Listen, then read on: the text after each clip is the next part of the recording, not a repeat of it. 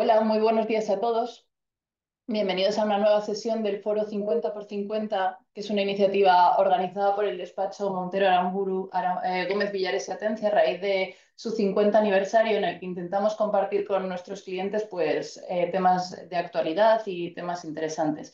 En este caso, mi compañera Yolanda Fernández, que es abogada del Departamento del Área de Urbanismo, y yo, que soy Marta Rodríguez, abogada en Derecho Civil, abordaremos un tema bastante actual y polémico, que son los arrendamientos turísticos. Inicialmente explicaremos qué se entiende por arrendamiento turístico y cuál es su distinción con otras figuras afines. Posteriormente, Yolanda comentará cuáles son los requisitos para tener un arrendamiento turístico en la comunidad autónoma de Andalucía y en concreto en las ciudades de Málaga y Sevilla. Y luego abordaremos los arrendamientos turísticos en el seno de las comunidades de propietarios, para terminar hablando de una normativa que va a entrar inminentemente en vigor, que es la ventanilla única digital. Tras nuestra exposición, estaremos encantadas de responder todas las preguntas que nos queráis hacer, así que tenéis ahí abajo la ventanita del chat para que podáis ir apuntando todas vuestras preguntas, y cuando terminemos, pues dedicaremos unos minutos a poder contestarlas. Si hay demasiadas preguntas y se nos hace de tarde, os contestaremos a estas preguntas a través de correo electrónico en los próximos días. Y por último, os recuerdo que esta charla estará grabada y, por supuesto, se os enviará, y así como el material que estamos utilizando. Así que, bueno, pues sin más preámbulo, voy a comenzar con la exposición. Eh,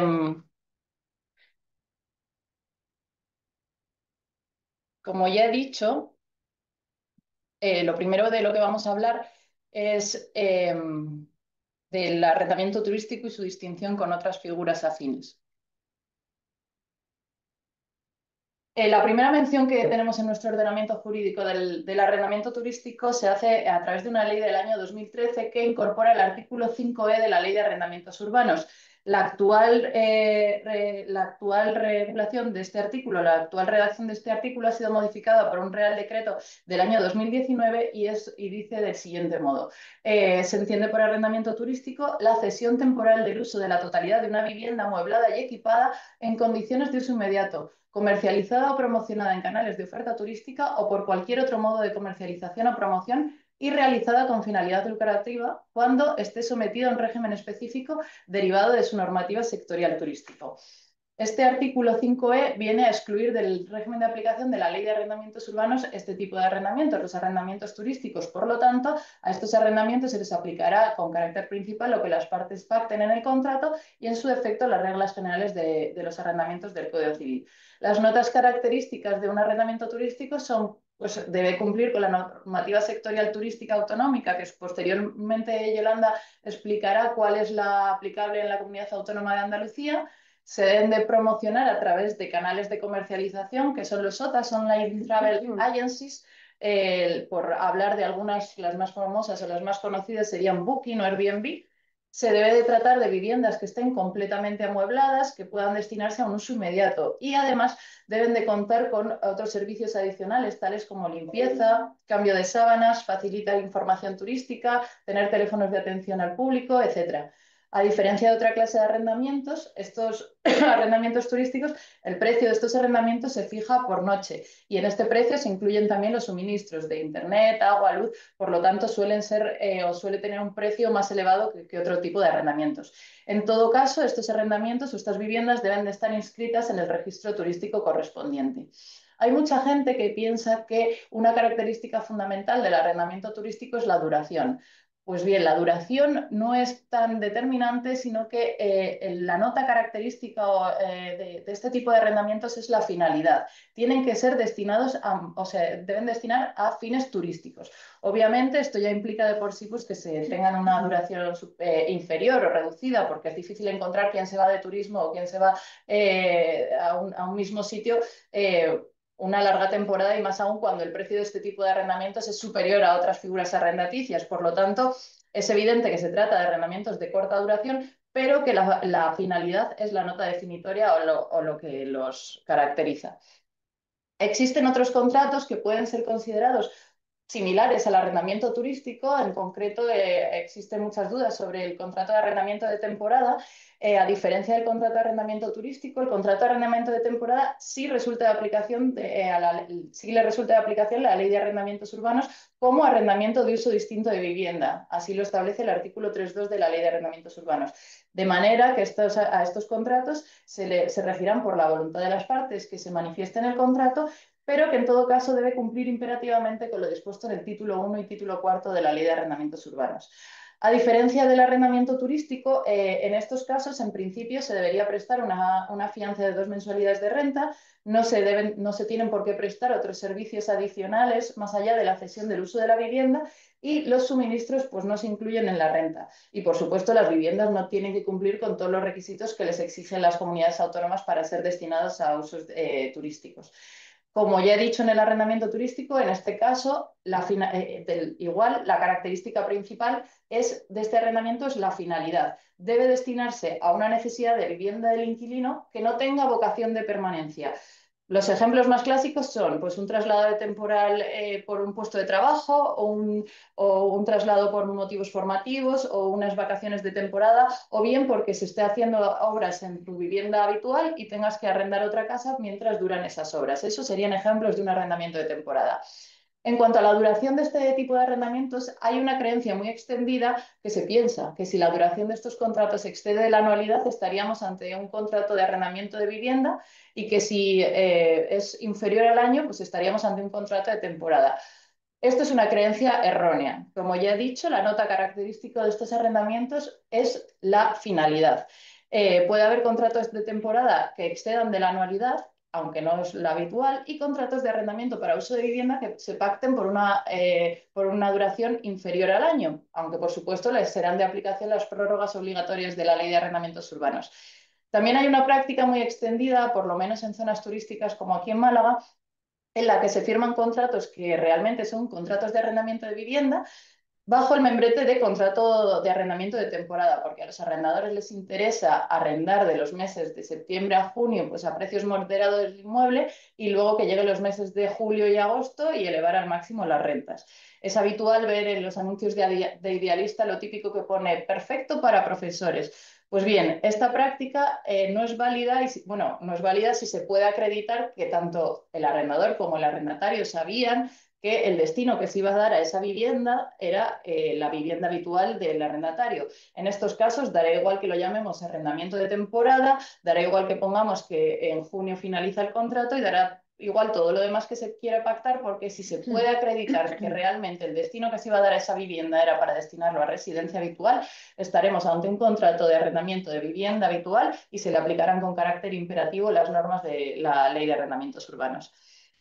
Otra clase de arrendamiento sería el contrato de arrendamiento de vivienda habitual, que es el que estoy mencionando. Esta figura es completamente opuesta al arrendamiento turístico, pues es una figura en la que se cede un inmueble para satisfacer la necesidad permanente de vivienda del arrendatario. En estos casos sí le resulta de aplicación con carácter imperativo de la ley de arrendamientos urbanos, y en concreto en cuanto a la duración, he de decir que aunque sea la libremente pactada por las partes, existen unas prórrogas obligatorias para los arrendadores y potestativas para los arrendatarios que se tendrán una duración mínima de 5 años en el caso de que el arrendador sea persona física y 7 años en el caso de que el arrendador sea persona jurídica. No me voy a extender más en esta figura porque en realidad es muy distinta a lo que estamos tratando, que son los arrendamientos turísticos, pero sí me gustaría mencionar otro tipo similar, que sería el contrato de hospedaje, que es el aplicable a los hoteles, a los hostales o los apartahoteles, etcétera. No existe una regulación específica de esta tipología de contrato, por lo que estamos ante un contrato atípico. En general, es entendido como el contrato por el que el titular de un establecimiento cede un servicio de alojamiento en favor de terceros con notas de temporalidad. En este caso, no se suele ceder una vivienda completa, sino que lo que se ceden son unidades alojativas. Normalmente, este tipo de alojamiento se completa con otros servicios complementarios, como son la custodia de los bienes del huésped, o el servicio de restauración, limpieza, servicio de habitaciones, etcétera. Muchos de estos servicios complementarios te los vienen exigiendo directamente la normativa sectorial turística del lugar. Esta figura contractual se ha venido extendiendo también a otros sectores que no son simplemente el turístico, como pueden ser también las residencias de estudiantes o a los centros de mayores. Entonces, una vez definido qué entendemos por arrendamiento turístico y cuáles son sus distinciones con otras figuras arrendaticias afines, voy a pasar la palabra a mi compañera Yolanda para que os pueda explicar cuáles son los requisitos administrativos que se exigen para el arrendamiento turístico en la comunidad autónoma de Andalucía. Andalucía. Muchas gracias, Marta. En Andalucía, un momentito que voy a pasar aquí, al hilo de los distintos tipos de contratos que ha comentado Marta, tanto arrendamientos turísticos como afines, la Junta de Andalucía, en sus competencias de ordenar y de planificar el sector turístico, lo que ha hecho ha sido recoger en la Ley de Turismo de Andalucía, la 13/2011, un listado abierto de tipo de establecimientos de alojamientos turísticos, cada uno con su regulación propia y que además considera que todos ellos son servicios turísticos. Están los establecimientos hoteleros, los alojamientos rurales, los apartamentos turísticos, las viviendas de usos turísticos. Nosotros nos vamos a centrar, yo me voy a centrar en la situación actual, la regulación actual de la vivienda de usos turísticos en Andalucía, en concreto también la situación de Málaga y Sevilla, porque son este tipo de alojamientos donde se formaliza los contratos de arrendamientos turísticos. No obstante, antes de entrar, me gustaría hacer una breve mención a la diferencia entre los apartamentos turísticos, porque si bien coloquialmente se habla de manera indistinta de unos y otros, lo cierto es que son figuras jurídicas diferentes, con su regulación propia y con las siguientes diferencias que voy a comentar. Por ejemplo, la primera de ellas, un titular de una explotación, un propietario, tiene tres o más unidades de alojamiento o piso, como queráis llamarlas, dentro de un inmueble o incluso en edificios contiguos o no, pero que estén en la misma urbanización, se consideran apartamentos turísticos. El que tenga uno o dos unidades de alojamiento o pisos en un inmueble o en edificios contiguos o no, pero en la misma urbanización, ya son viviendas turísticas. Por tanto, el propietario que esté alquilando tres o más dentro de un inmueble o en la misma urbanización, inmuebles diferentes, son apartamentos. Luego, otra de las diferencias, por ejemplo, el apartamento turístico no puede destinarse a otro uso, ni siquiera al residencial. De hecho, en el registro de la propiedad hay que poner se inscribe una nota, mediante nota marginal, la limitación de este derecho de uso a favor de quien esté explotando la actividad. En cambio, las viviendas, en el tiempo que tú no estés destinando la vivienda a uso turístico, la puedes usar como vivienda habitual, siempre que cumplas con los parámetros urbanísticos que luego comentaremos. Otra diferencia, el límite temporal. Un apartamento turístico no tiene límite ni mínimo ni máximo. Y la vivienda de uso turístico, por ejemplo, pues no pueden ser superior a 2 meses al mismo arrendatario porque se consideraría otro tipo de vivienda. La penúltima diferencia, pues que los apartamentos turísticos, pues según la calidad de sus servicios y de sus instalaciones, pues se distinguen se les califica por llaves, llave uno, 2, 3, 4, y las viviendas no. Y luego los estándares. Pues un apartamento turístico tiene unos estándares mucho más exigentes que las viviendas de usos turísticos.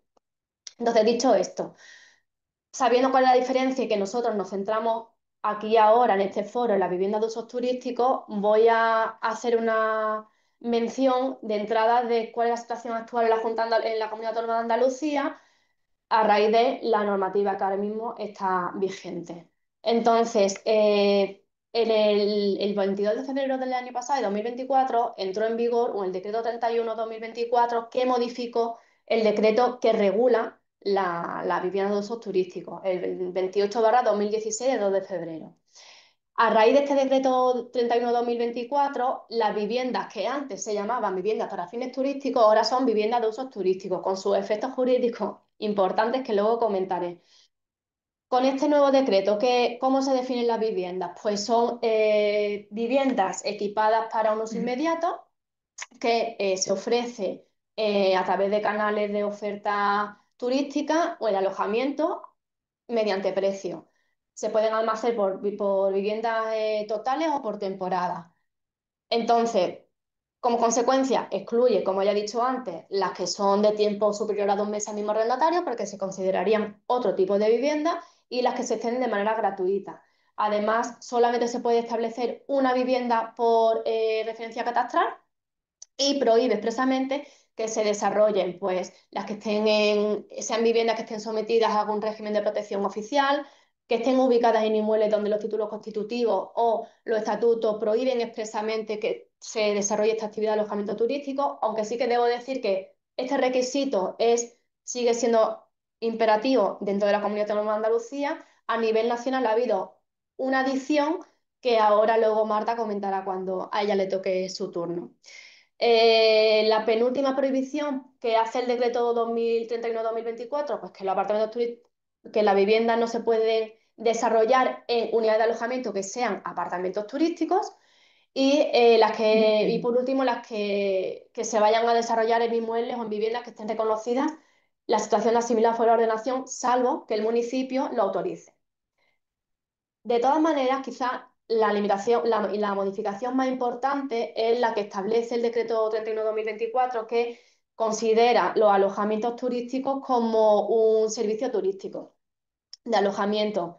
¿Qué pasa? Que ya a raíz de esta modificación, el uso que le está dando al alojamiento en la vivienda de usos turísticos es turístico, es terciario, no es residencial como hasta ahora la vivienda para fines turísticos se contemplaba. ¿Qué consecuencia tiene esto? Pues que no se exige licencia de primera ocupación, pero al ser una actividad económica, cada titular o explotador de la explotación, la entidad que explote la explotación, tendrá que presentar una declaración responsable o licencia, dependiendo del ayuntamiento, de su ordenanza, ante el ayuntamiento para poder ejercer la actividad. Declaración responsable de actividad o licencia, dependiendo del ayuntamiento. Y los ayuntamientos, además, el decreto 31-2024 faculta a los ayuntamientos a que por razón imperiosa de interés general establezcan limitaciones al número máximo de viviendas, siempre que sean proporcionadas, pues en edificios, en sectores, en ámbitos, en periodos, en zonas. Esta modificación es importante y surge a raíz de dos hechos. Primero, pues la ley de garantía de unidad de mercado, que dice que las administraciones públicas no pueden establecer limitaciones a la actividad económica, salvo que haya razones imperiosas de interés general, que sí justificadamente permitan hacer esas limitaciones. Esas razones suelen ser, entre otras, pues el medio ambiente, el orden urbano, la protección de derechos, por ejemplo. Eso por un lado. Y por otro lado, la doctrina del Tribunal Supremo que ha venido marcando, a modo de ejemplo, la sentencia que marco aquí, que ha venido diciendo que son los ayuntamientos como administración más cercana a la realidad los que deban determinar el uso del suelo y su compatibilidad urbanística con el desarrollo de la actividad de alojamiento turístico. Entonces, como consecuencia de esta modificación bastante relevante, ¿qué ha pasado en Málaga? Por ejemplo, Málaga y Sevilla. Empiezo por Málaga. Pues primero, el año pasado, el 7 de junio, el ayuntamiento aprobó una instrucción, la 1-2024 en concreto, que sin tener carácter normativo y con la finalidad de orientar al ayuntamiento para que se cumplan las condiciones urbanísticas a raíz de la entrada en vigor del decreto de 2024, dice que como la vivienda de uso turístico se consideran servicios turísticos, es un uso terciario de hospedaje y por tanto se tienen que cumplir para que se puedan desarrollar los criterios urbanísticos o las condiciones urbanísticas del uso de hospedaje. Y es que tengan que tener acceso independiente, evacuación independiente del resto del edificio y que las instalaciones generales de luz, agua, teléfono también sean independientes del resto del edificio. ¿Qué ha pasado con esto? Pues desde que se aprobó esta instrucción en junio del año pasado, muchos clientes han llegado con un procedimiento que la Junta de Andalucía, el Registro Turístico de Andalucía, les ha iniciado proponiendo la cancelación de su vivienda, dando traslado de alegaciones que han tenido que alegar y asombrados porque decían, pero si es que nos están aplicando de carácter retroactivo una instrucción que no tiene carácter normativo además y que no se puede impugnar. ¿Qué pasa? Pues que el ayuntamiento lo ha justificado, bien justificado entiendo, diciendo es que la normativa de Málaga en vigor y aplicable es del año 2011, desde entonces se aplica lo que se dice y las viviendas de uso turístico han venido incumpliendo la ordenanza de aplicación que ahora se ha reinterpretado con la instrucción de uso de hospedaje, con lo cual no hay ninguna aplicación retroactiva, sino estamos detectando el incumplimiento del Plan General de 2011 con la reinterpretación de la instrucción. No se puede hacer ahora mismo contra esto nada, quizás con la cancelación en el fase de alegaciones que se puedan alegar ante la Junta de Andalucía con motivo de si hay procedimientos de cancelación que lleguen, se podrá alegar ahí, pero de momento hay poco más. ¿qué ha hecho después Málaga también? Pues el 29 de mayo de este año ha aprobado definitivamente una modificación del Plan General, justificando en razones de imperioso interés general, que está pendiente todavía de publicación y de entrada en vigor, y que lo que ha querido hacer es, dice, limitar las viviendas de usos turísticos dependiendo de la zona, si están saturadas o no. Entonces, con esta, aquí sí, con esta modificación, bueno, dice que las razones de interés, de imperioso interés general, pues es aquí lo tengo, vamos a ver exactamente qué es lo que decía. Lo digo para que no haya bueno, equivocación. Sí, pues dice que tiene que ver con la pérdida de identidad de la ciudad, con la dificultad del derecho a la vivienda, con la problemática con la comunidad de propietarios, que todo esto ha hecho que el Ayuntamiento de Málaga haya considerado que deba equilibrar el uso de la actividad de alojamientos turísticos con la actividad económica con el derecho a la vivienda. Y ha aprobado definitivamente esta modificación. Esta modificación que ha hecho, pues ha introducido una disposición adicional tercera en el plan general que lo que hace es que establece un número máximo de viviendas por barrio, dependiendo de la zona donde esté. El número máximo lo calcula aplicando el 8%, ha sido el umbral que he considerado mejor. Gracias, Marta. El número máximo de vivienda lo aplica el 8% al número máximo de vivienda disponible en cada barrio. Ese número máximo de vivienda lo ha calculado en función del número de uso residencial que están catastradas en el catastro inmobiliario. Entonces, distingue tres zonas actualmente, que luego irá revisando anualmente y cada 4 años. La zona uno que es donde se supera ese 8%, entonces a día de hoy la zona uno que es donde se ve en el mapa en rojo, no se autorizarán a día de hoy más viviendas de uso turístico. La zona 2 y la zona 3 donde todavía no se ha alcanzado ese 8%, sí se podrán autorizar hasta alcanzarse ese 8%. Además, bueno, el plan de otra forma se revisará anualmente porque siempre si hay modificaciones, si actualmente no se alcanza, luego se alcanza, pues las zonas, el ámbito de cada zona evidentemente cambiará y no, o no, dependiendo. Entonces, en Málaga, actualmente, para que un propietario, un titular, quiera desarrollar una vivienda de uso turístico, que como digo, ya es un uso terciario, tiene que, primero, que solamente se podrá autorizar en las zonas 2 y 3 de Málaga. Aunque después que anualmente habrá que ir viendo si siguen siendo estas zonas, si se han ampliado o han cambiado. Y además tendrá que pues, cumplir con la ordenanza urbanística para el uso de hospedaje. Tener acceso independiente, evacuación independiente y las instalaciones de luz, agua y teléfono también independientes. Eso en el caso de Málaga. Y Sevilla, pues mira, Sevilla, antes incluso de la entrada en vigor el decreto 31/2024, ya aprobó definitivamente el 28 de abril, si no recuerdo mal, sí, de 2022, aprobó una modificación del plan general en el mismo sentido que Málaga, de considerar, de lo que ha hecho Málaga ahora, de considerar, bueno, lo que ha reinterpretado Málaga más bien, de considerar la vivienda de usos turísticos como, que antiguamente eran viviendas para fines turísticos, de considerarlas como un uso terciario. Y para que se pudiera desarrollar, además de que sea compatible el uso de terciario con el uso establecido para el edificio donde se vayan a implantar, cumplir con los parámetros urbanísticos de ese uso de terciario de hospedaje, que ahora comentaré. Eso, en primer lugar, Sevilla es lo que hizo en 2022. Después de la entrada en vigor del decreto 31/2024, también basado en razones imperiosas de interés general, muy similares a las de Málaga, del carácter de la ciudad, la limitación al derecho a la vivienda, problemática con la comunidad de propietarios, muy parecida a todas estas razones que dan. El ayuntamiento aprobó el 17 de octubre de 2024 de manera definitiva y lo publicó.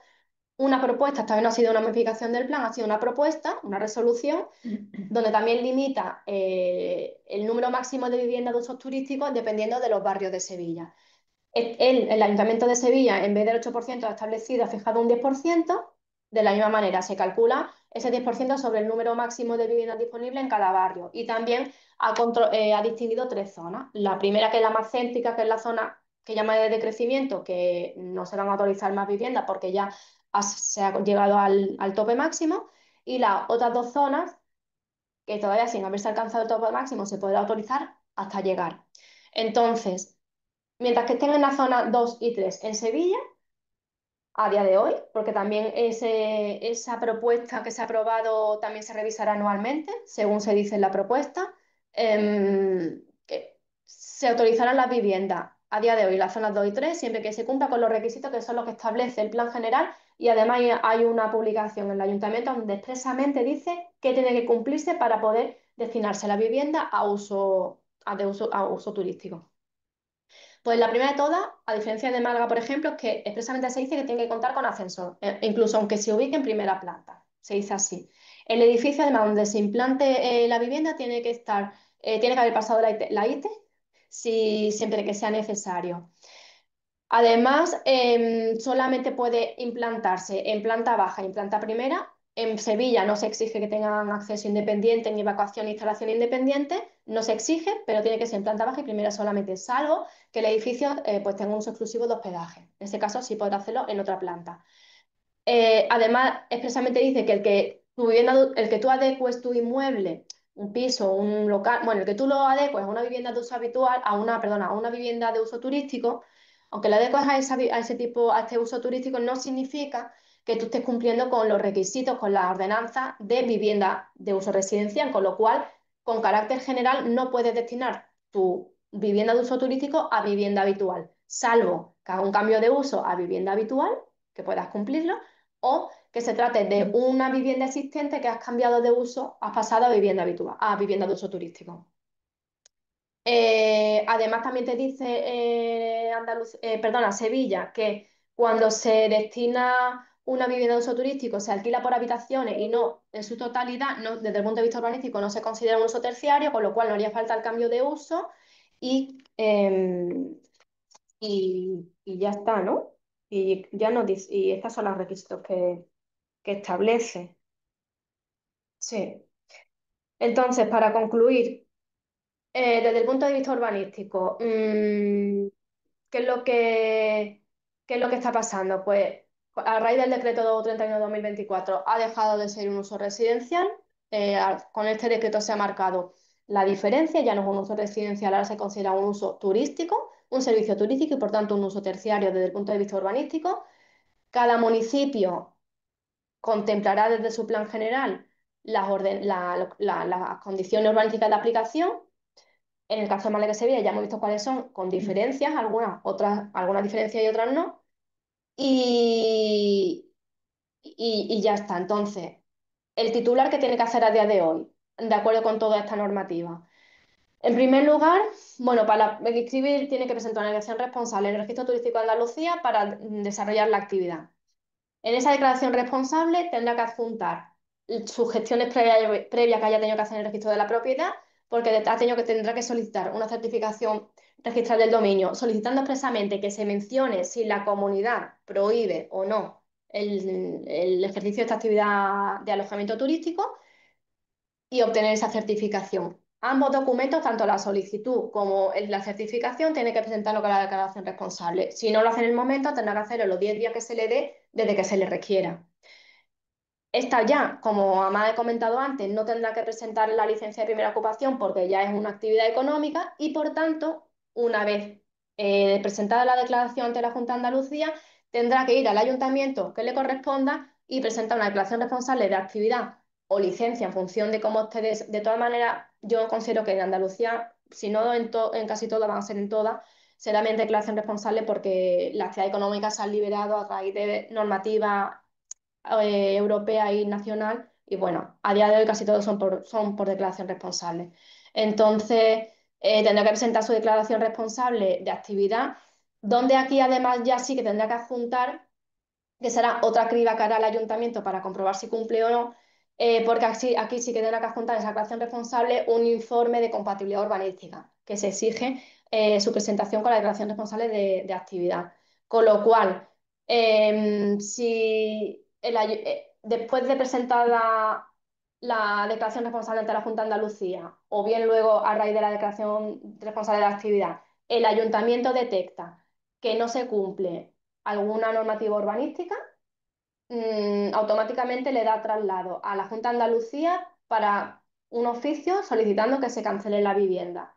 Además, es que ahora con todas estas modificaciones, la Junta de Andalucía, el Registro Turístico de Andalucía, también tiene automatizado remitir a los ayuntamientos competentes cada inscripción que haga, después de presentar la declaración responsable, hace la inscripción de oficio, remite a los ayuntamientos esa inscripción de oficio y los ayuntamientos comprueban si cumple la normativa urbanística o no. Esa es una primera criba. Y luego después, cuando el titular presenta su declaración responsable de actividad, tendrá que adjuntar su informe de compatibilidad urbanística, con lo cual el ayuntamiento tiene mm, dos momentos claros para poder comprobar si cumple. ¿Que no cumple? Pues le manda oficio a la Junta de Andalucía para que cancele la vivienda. Y esta es la situación actual que tenemos en grandes rasgos, porque no, si no nos daba tiempo a más, de Andalucía y los casos de Málaga y Sevilla. Y ahora pues le voy a dar traslado a mi compañera Marta, que va a tratar la situación de la vivienda de usos turísticos, donde se celebran los contratos de arrendamiento turístico dentro de las comunidades de propietarios. Muchas gracias, Yolanda. Pues sí, adicionalmente a lo que ya ha dicho Yolanda, que estas viviendas pues tengan que cumplir con, Yolanda ha explicado las de Andalucía, pero bueno, en la vivienda que esté, dependiendo de dónde se ubique la vivienda, pues tendrá que cumplir con los requisitos administrativos que se les exija, que se les exija en cada lugar. Pero adicionalmente a eso también tienen que cumplir con las normas que exige la ley de propiedad horizontal. Entonces, la primera, que es la comunidad de propietarios, básicamente. La primera referencia al arrendamiento turístico que se hace en la ley de propiedad horizontal es a través del Real Decreto 7/2019 de 1 de marzo, que introduce el apartado 12 del artículo 17 de la ley de propiedad horizontal. En este artículo se regula que el acuerdo por el que se limite o condicione el ejercicio de la actividad de arrendamientos turísticos en los términos establecidos en la normativa sectorial turística suponga o no la modificación del título constitutivo o de los estatutos, requerirá el voto favorable de las 3/5 partes del total de los propietarios que representen las 3/5 partes también de las cuotas de participación. ¿Qué pasa? Que pues a partir de este momento del año 2019 que se introduce este artículo comienza un auténtico caos en las comunidades de propietarios, porque o los verbos que utiliza el legislador, que son solo limitar o condicionar, abre la puerta a la interpretación. Y muchas comunidades de propietarios celebran juntas en las que directamente prohíben esta actividad en su edificio, luego lo intentan inscribir o lo inscriben directamente en el registro de la propiedad. Aquí cada registrador lo entendía de una manera, luego esto se trasladó a los juzgados porque hubo muchísimas impugnaciones de acuerdos de junta o bien acciones de cesación frente a propietarios que estaban ejerciendo esta actividad. Cada juzgado lo entendía de una manera, cada audiencia también lo entendía de una manera y desde el año 2019, que es cuando se introduce este artículo, hasta el año 2024, que ya el Tribunal Supremo viene a pronunciarse sobre si se puede o no se puede prohibir por mayoría de 3/5, pues existe un auténtico caos y es muy grande la litigiosidad que se produce durante esta época. En cuanto a las sentencias del Tribunal Supremo que han estado matizando este artículo, son interesantes, en primer lugar, las sentencias que de enero, o sea, de noviembre de 2023 y de enero de 2024 son 5 sentencias que ahí he dejado señalado, y aunque en este caso no se pronuncia sobre si el artículo 1712 de la Ley de Propiedad Horizontal se puede prohibir o no se puede prohibir con la mayoría de 3/5, sí que enseñan un poco la patita sobre qué opina el Tribunal Supremo de los arrendamientos turísticos en el ámbito de las comunidades de propietarios. En todas ellas se trata de comunidades de propietarios en las que en los estatutos se regulaba o se prohibía con carácter general la actividad comercial o económica, y entienden que la actividad de arrendamiento turístico está englobada dentro de las actividades económicas y profesionales o mercantiles que vienen directamente prohibidas por los estatutos, y en ese sentido interpretan que esa prohibición genérica que hacen los estatutos pues incluye también la prohibición del arrendamiento turístico. La aplicabilidad práctica de estas sentencias pues se limita a solo aquellos casos en los que los estatutos de esas comunidades de propietarios tuvieran recogida alguna prohibición genérica a estas actividades comerciales, económicas, profesionales, pero los estatutos, o sea, las comunidades en las que sus estatutos nada se dijeran, que serán la gran mayoría, pues se encontraban en la misma problemática de si necesito mayoría de 3/5, si con mayoría de 3/5 puedo prohibir o no. Pues no es hasta la sentencia del Pleno del Tribunal Supremo de 3 de octubre, que dicta dos sentencias, que son la 1232-2024 y 1233 de 2024, ya digo que las dos son del mismo día, del 3 de octubre, cuando el Tribunal Supremo ya pone fin o zanja esta controversia y define que efectivamente con la mayoría de tres quintas previsto en el artículo 17.12 se puede prohibir los arrendamientos turísticos en las comunidades de propietarios.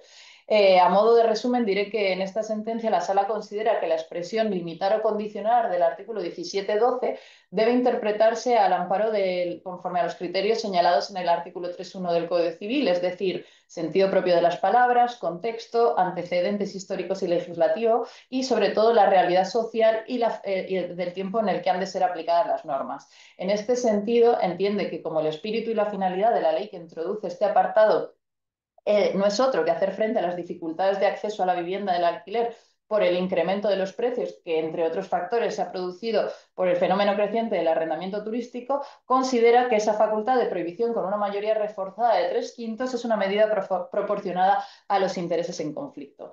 Además, la Sala concluye que en el marco de la literalidad de la palabra limitar o condicionar no solo significa poner límites a algo, sino también fijar la extensión que puede tener la autoridad y los derechos o facultades de alguien. Y en este sentido, la posibilidad de limitación conferida a las comunidades de propietarios supone también la completa prohibición, entendiéndose por tal el límite máximo de esta facultad. Por último, pone de relieve que de exigirse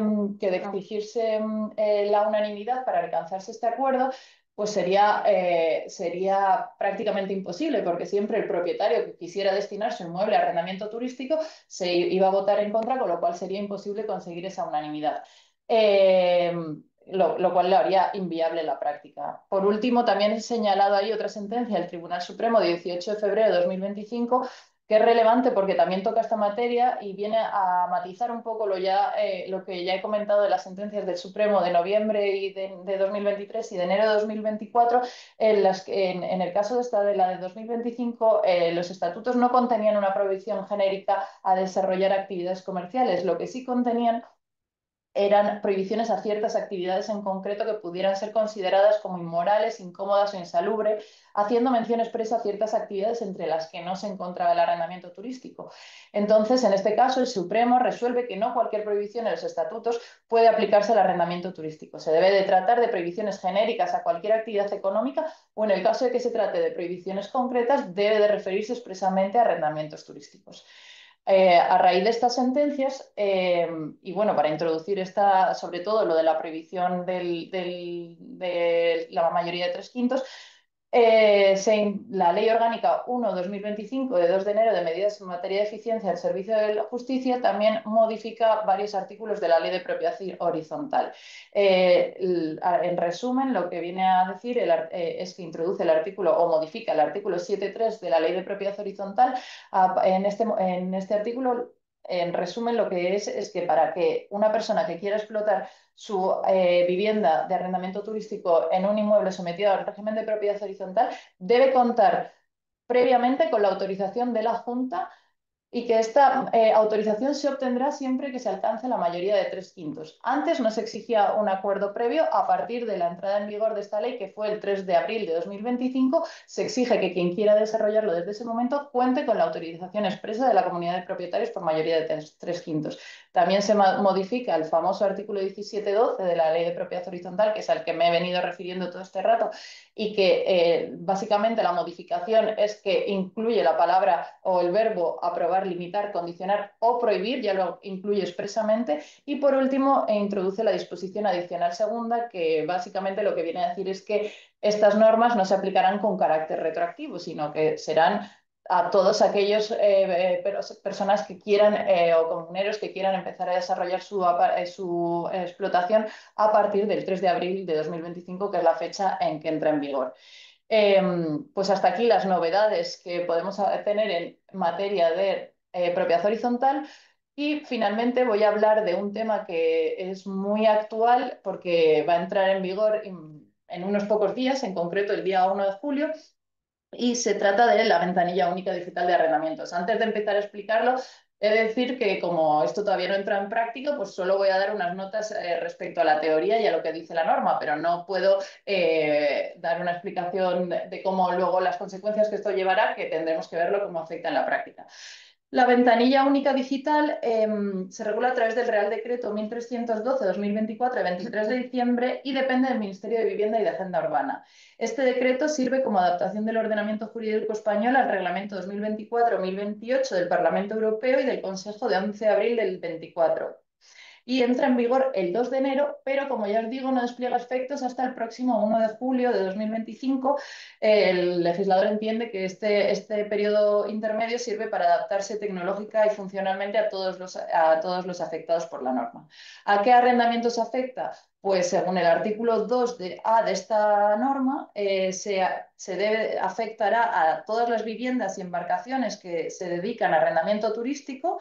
También se aplica a las viviendas que están destinadas a arrendamiento de temporada y también se aplica en los casos en los que no se arriende la totalidad del inmueble, sino que solo se alquilen habitaciones.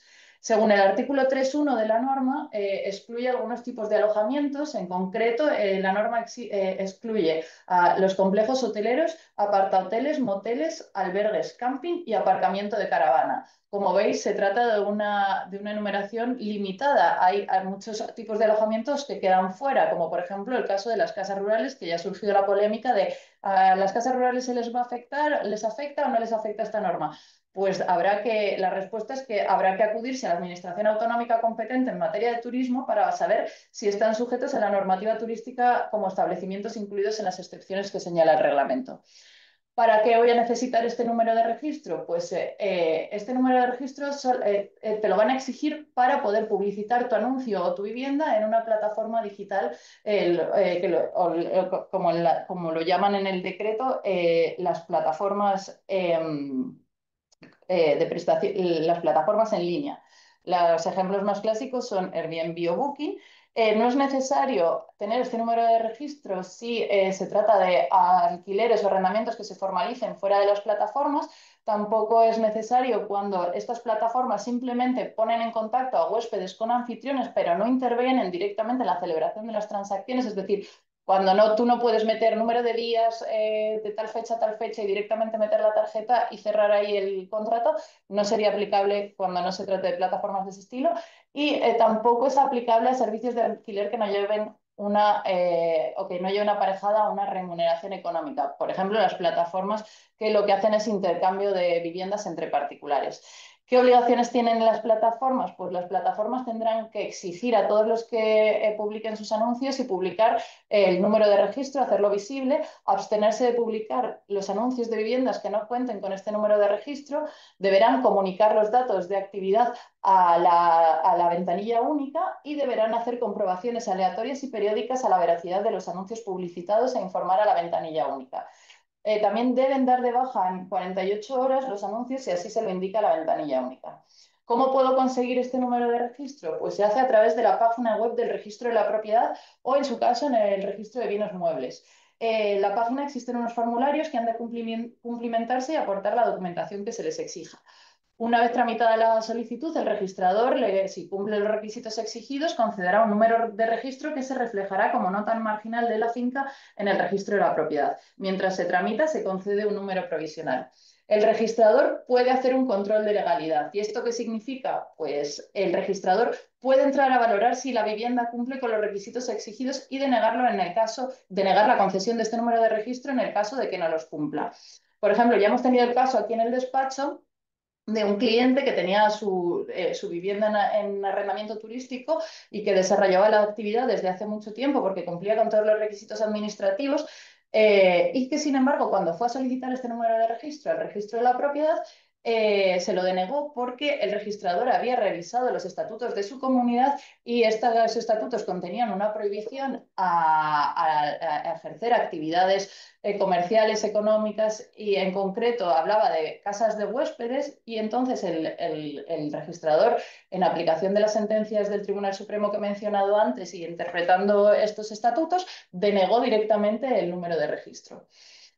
¿Qué documentación debo de presentar para conseguir este número de registro? Pues si se trata de una vivienda que se va a explotar en arrendamiento de temporada, solo hay que presentar referencia catastral, el CRU, que es el código registral único y que viene en cualquier nota simple, y indicar la dirección exacta de la vivienda. Si estamos hablando de un arrendamiento turístico, nos exigirán los mismos documentos, pero además que cumpla, o sea, acreditar que se cumplen con todos los requisitos autonómicos exigibles. Y en ambos casos ha de definirse si se alquila la vivienda completa por habitaciones y cuántas personas pueden hacer uso de la vivienda.